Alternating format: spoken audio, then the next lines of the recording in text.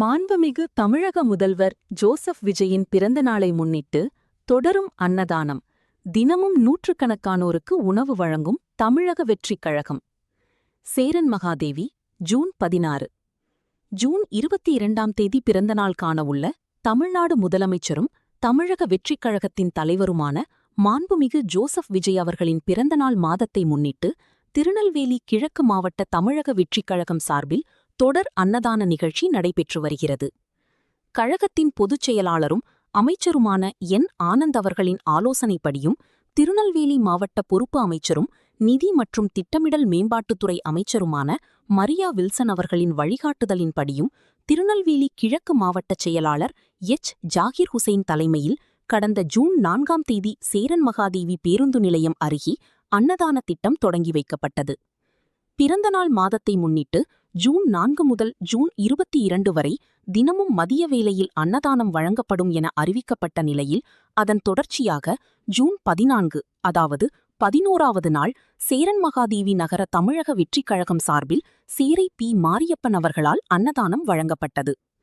இந்த நிகழ்ச்சியில் தமிழக வெற்றிக் கழக சேரை நகர செயலாளர் இஸ்மாயில், மணிகண்டன், ER பிரபு, ஜென்5 எட்வின், அறிவு ஃபவுண்டேஷன் மைக்கேல், ராஜேஷ் மற்றும் பலர் கலந்து கொண்டு பொதுமக்களுக்கு உணவு வழங்கினர்.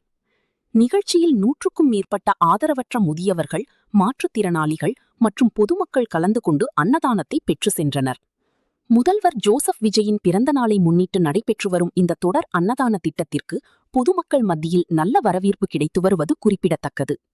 இந்த அன்னதானத்தை 4/6/2026 முதல் 22/6/2026 வரை திரு சேரை பி. மாரியப்பன் அவர்களால் வழங்கப்படுகிறது.